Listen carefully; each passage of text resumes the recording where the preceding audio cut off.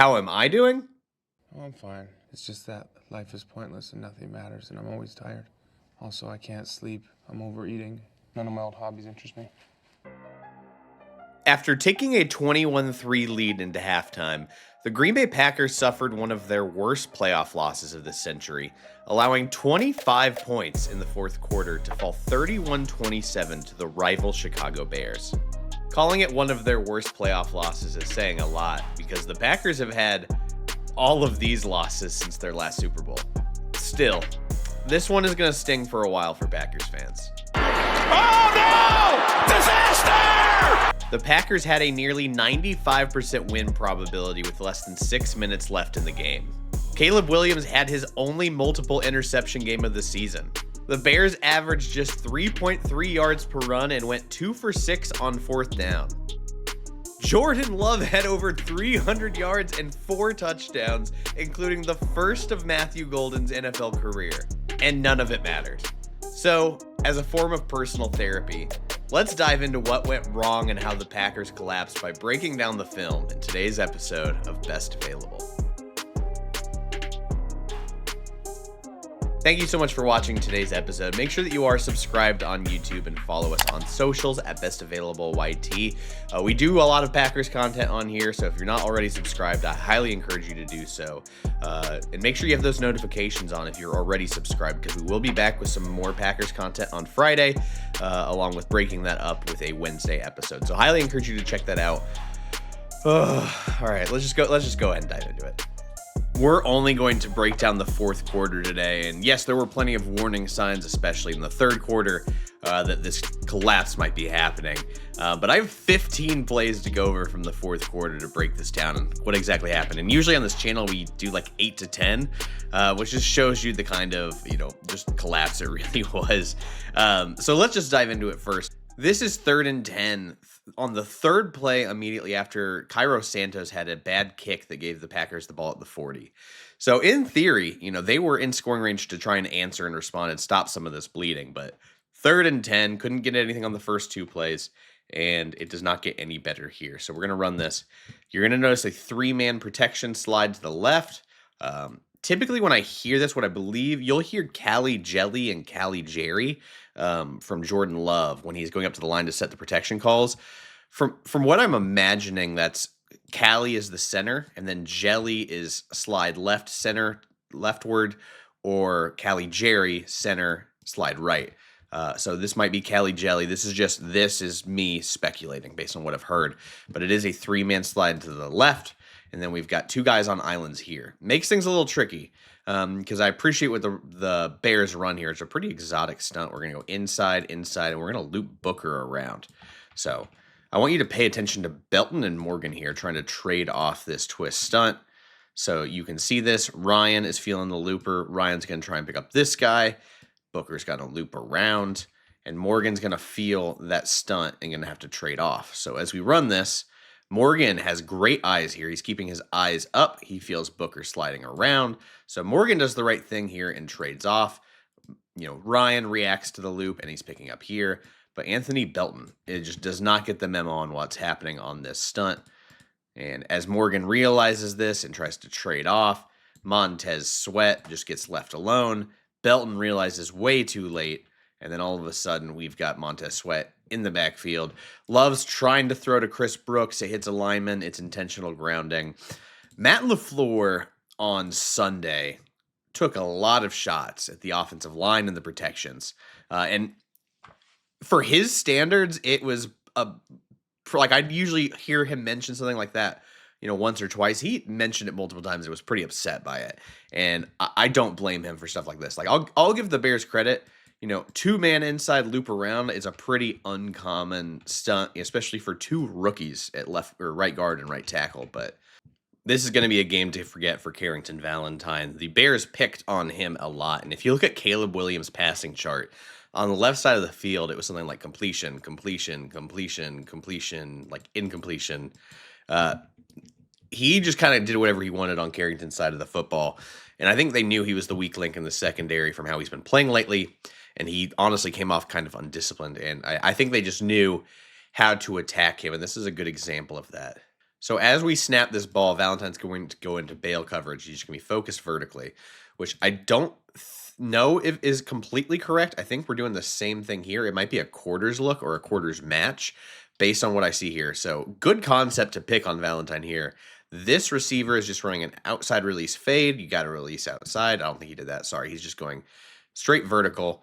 And then we're just going to have an out here with Colston Loveland. And it's just attacking this space as Loveland vacates or Valentine vacates. Because you're going to notice as he bails now, this is a pretty wide-ass open throwing window.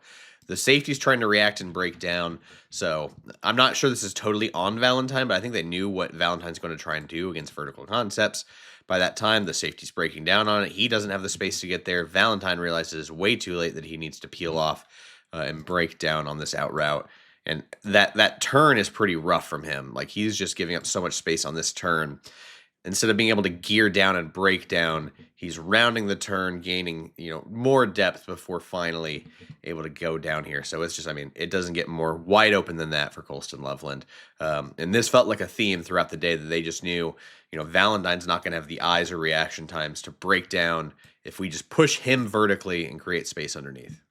Not all of the collapse was just the Packers being terrible. Yes, there's a lot of blame to go around on that side, but Ben Johnson is one of the best for a reason. This is a great play of putting linebackers in conflict. We're going to have one tight end motion over here, and then we're going to have another right here in Loveland. So I want you to pay attention to how the bumping out of the linebackers as this motion goes. I want you to pay attention to Quay and McDuffie. So we're going to have that motion. They are bumping over.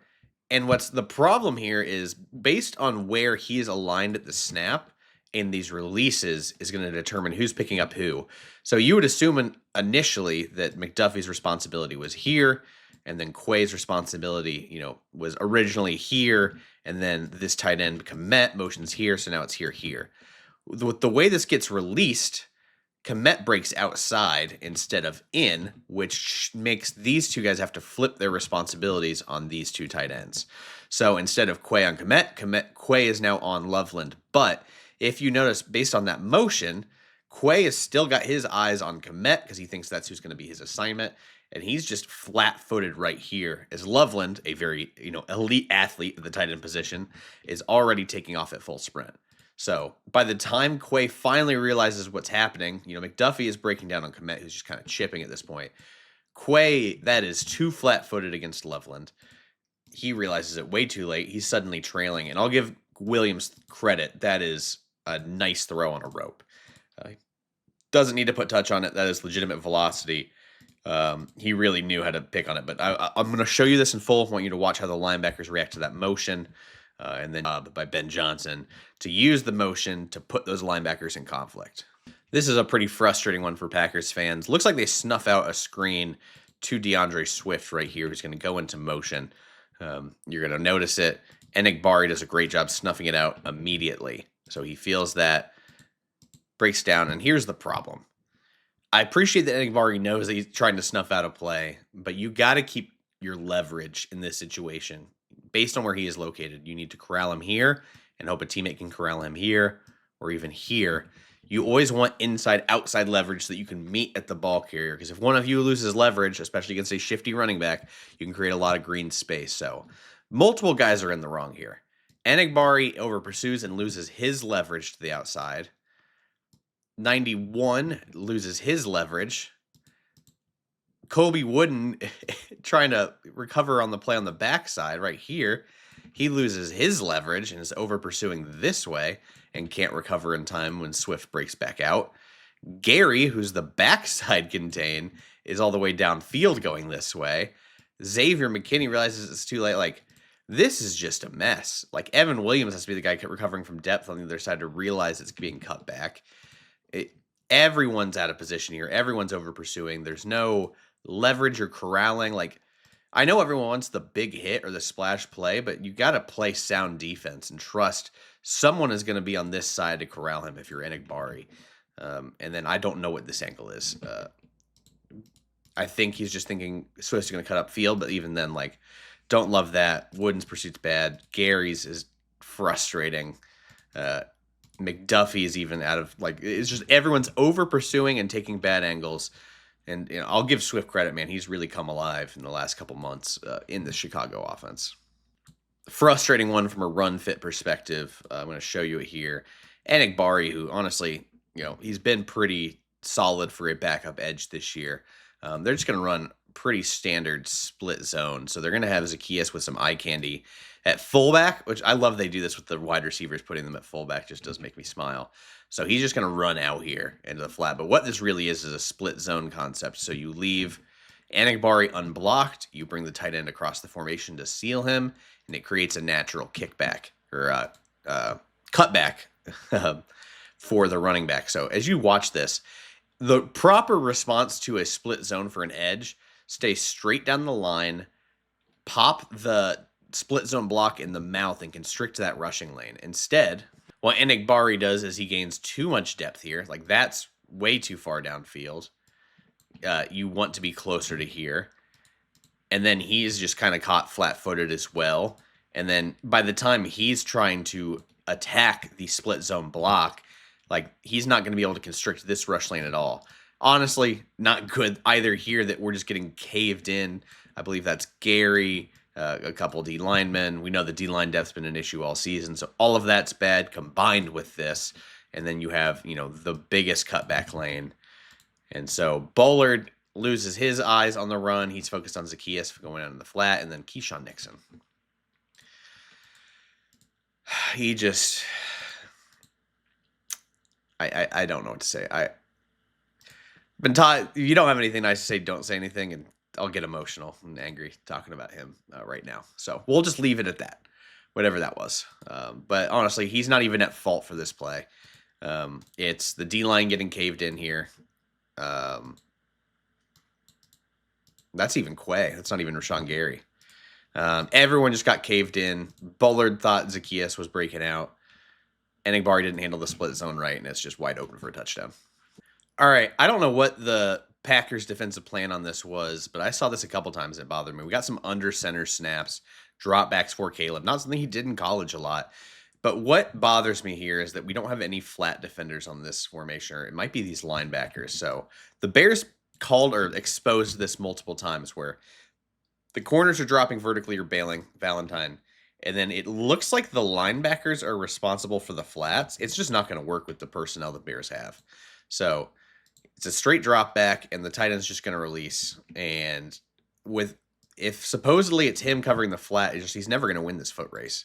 So he's still gaining depth too. So again, I don't know where the flat defenders are in this situation. And I'll show you, like, it's the same thing over here. There's no one in the flat up here either.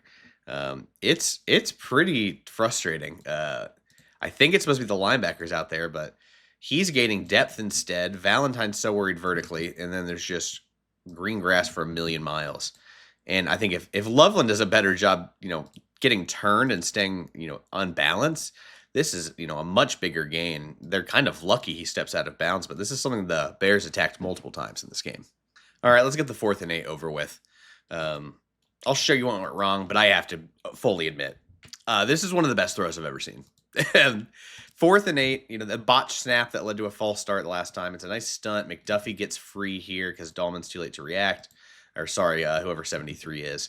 McDuffie's in pursuit. That throw is ridiculous, but Nixon, let me get this rewound, move this up a little bit so you can see it.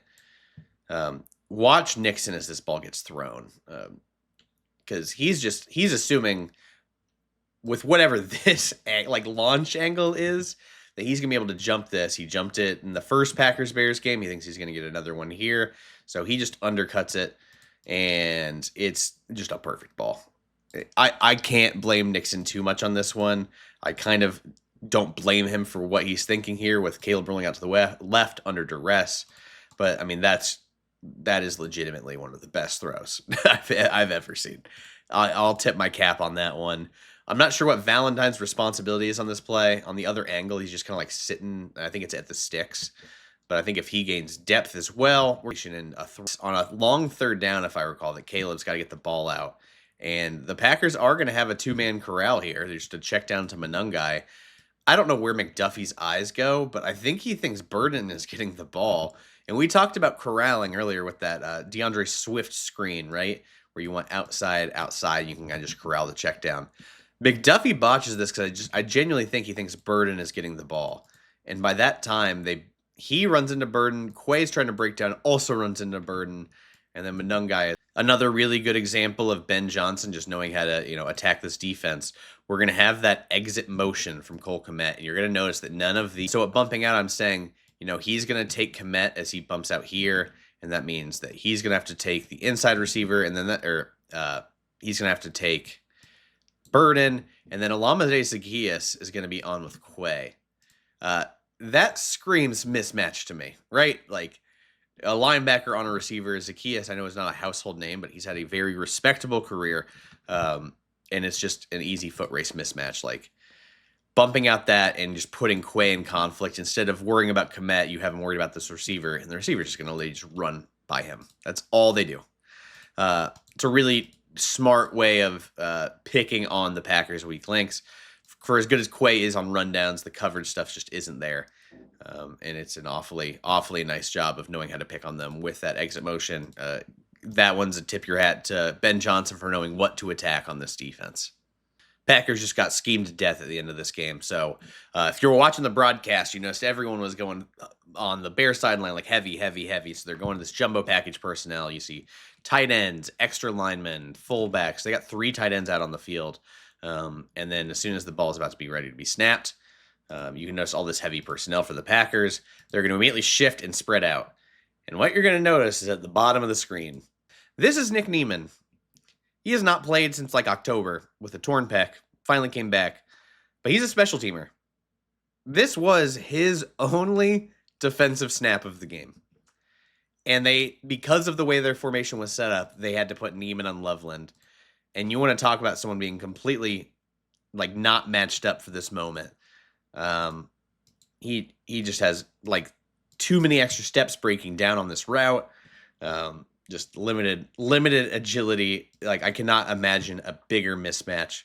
And it's just it's a personnel issue at that point. You go super heavy, you shift out of it, you spread it out, and then that naturally is going to put someone on an island that they should not be on an island with. And unfortunately, it was Nick Niemann. Here's the game-winning touchdown. I'm going to be totally honest with you. This is a high school play. This is something we ran when I coached. You run all your now screens, your bubbles. We call them bubbles and bozos based on who's getting the ball. And then you've got those lead blockers. So we're going to run this. You got this bunch look, right? Bunch look here. Get set.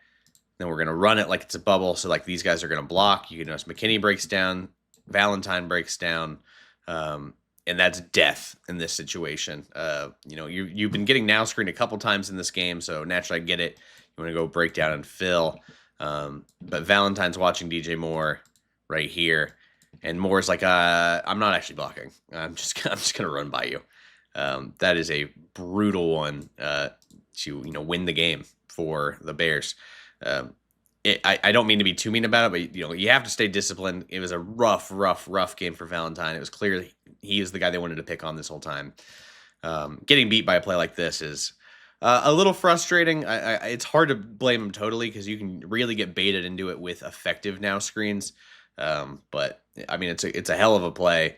The only beef I have with it is the Bears genuinely did score too fast and did give the Packers a little bit of hope at the end. Fortunately for the Bears, the Packers still couldn't get out of their own way on offense as well. So as we run this, we're going to have a deep crossers concept. A little bit better of a job of picking up the stunt with here and Ryan, but Belton's just late to trying to help with this. And there is a little bit of pressure coming.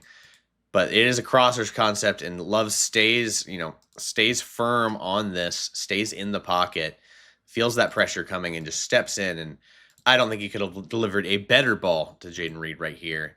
And unfortunately, unwisely burning a couple based on just poor execution. If Reed catches this ball, I mean, conservatively, he's going to the 20 and out of bounds. The Packers have 40 seconds, 20 yards, and a touchdown and a timeout. It stinks. He looked solid at the beginning of the year. The foot injury was bothering him. Then he breaks his collarbone. And then I thought he was coming back, especially he had a solid game in this one until the drop. Just really unfortunate. This is another tough one. This time it's on Aaron Banks, the guard the Packers surprisingly paid a bunch of money to this offseason. I knew nothing about him when they signed him. And now I know why. For when he's played this year, I think he's been a bit of a disappointment. We're going to have a 3-man slide to the right this time. So if my, protection things are right, that would be Callie Jerry. And then we're going to have 2 guys on an island for here and here. The problem here is with Banks. So when we're going to slide, you're going to see it immediately. 3-man slide here, island. Banks needs to be better at being able to recover on an inside move, because this isn't even a move from 91. This is just him just stepping inside. Banks does not have the fluidity to recover inside. So instead of getting his feet and, regaining momentum inside to like steer this or anything like that, his feet are too slow. He can't get in front of him. Instead of what he does is Banks just kind of leans and pushes him this way. And that is disaster based on, what happens here, which is that, it ends up really hurting Ryan as soon as this play is done, which gives the Packers, even fewer opportunities to try and find the end zone. It's just, this man needs to be, for being one of the highest paid guards in football, he needs to have better feet than this to react inside. It's not even like a hard jab inside. It's just, he's angling inside and Banks is late to Rick. I think he can, start in that role if he continues to develop. But this is just a brutal rep against Gervin Dexter. Way too high pad level. He's lunging and striking here. I don't know what this technique is to try and strike. But as he strikes, his feet are no longer wide. He trips over himself. And then I don't know if he's expecting a twist or stunt, but he just starts turning. I don't know what happened. Maybe he hurt his own ankle. But he seems fine. I don't know what that move is, that whiff. I think if he's just in position, is not striking way too early, lunging, I think he does a good job containing here. And it gives a free rush. And Love, got to give him credit, trying to get this throw out while under duress. This man just off the fingertips. What could have been just an all-time play. I'm fine. It's okay. It's a frustrating game. Games aren't always going to go the way you want. And I felt surprisingly okay about the game after watching it. I got to give credit to the Bears. They executed well. Ben Johnson is, offensive genius. It's just a lot of the problems the Packers were facing all season kind of reared their ugly head in that second half. And, the future of Matt LaFleur is uncertain at the time of recording this. Schefter had just tweeted out that they are expected to get a deal done, but still questions about the rest of the staff, what this offseason looks like, what is the urgency. There's a billion questions that we will answer, or at least try to, on this channel throughout the offseason. So thank you so much for watching. We'll be back on Wednesday with our Shades of series, and then we'll have another Packers video for you on Friday, so stay tuned. Thank you so much for watching Best Available. Go Pack Go. We'll see you next time.